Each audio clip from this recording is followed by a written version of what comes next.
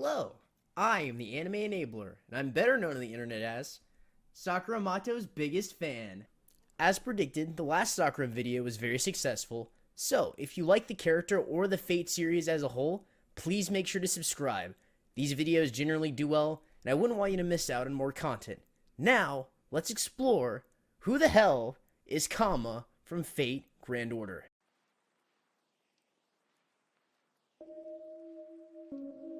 This girl clearly looks like Sakura Matou, so who the hell is she? Kama, also known as Kama Deva, is the god of love in Hinduism lore. In her legend, Kama is portrayed as a male that shoots arrows of love with a bow made of sugarcane, similar to Cupid. The most famous story with Kama is a story where she is recruited by Parvati to shoot Shiva with one of her love arrows. She fails and is burned to ash. This event largely explains the resentment Kama expresses about Parvati in the My Room interactions. The god Kama is often perceived to be the same as the demon king Mara. Fate Grand Order's Toyogawa Labyrinth event involves Kama merging with the Mara side of her after the confrontation with Shiva, slowly becoming more demonic and corrupt in appearance. The Kama we see in Fate Grand Order is a pseudo-servant. Deities cannot be summoned as servants, not in their pure form at least, but gods can use human bodies as vessels and thus be summoned. This union between a human vessel and a god's soul is what we call a pseudo-servant. Aspects of both the original god and the human's personality merge into one new identity. Kama's spirit formed a pseudo-contract with Sakura Matou and can be summoned as an assassin-class servant, integrating a lot of the traumatic side of Sakura's personality.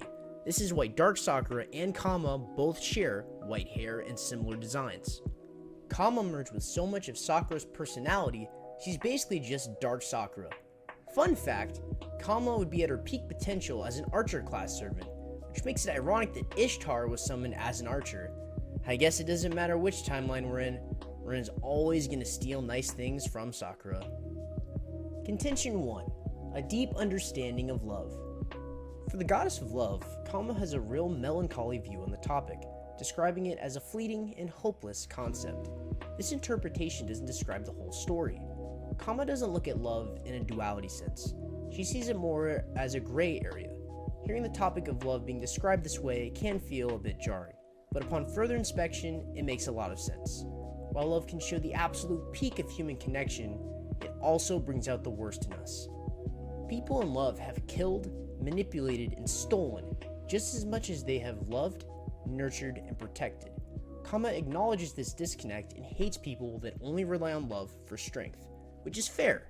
Strength can come in many forms, and a person that relies on their own connections with other people without having their own mental fortitude won't be a complete, well-rounded individual.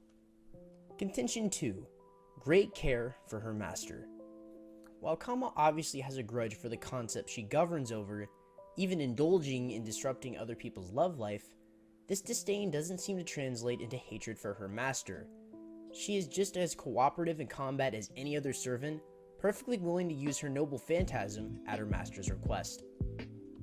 This is important because her character bio states, quote, Kama prefers not to use her noble phantasm in service of anyone else.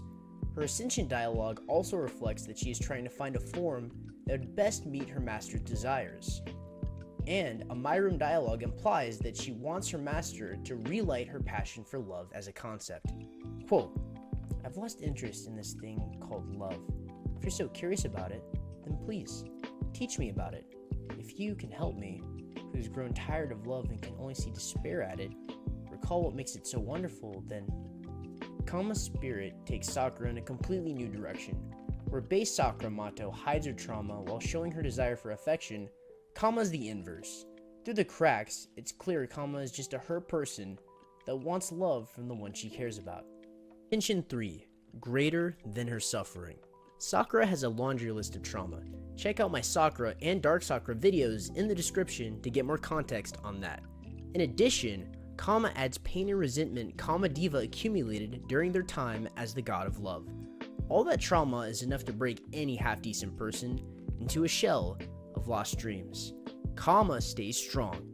She's still an incredible companion both on and off the battlefield, being one of the strongest characters in the FGO lore and meta. All of this without even being in her strongest possible form. Kama may be hurt, but she's not broken. She's an inspiration.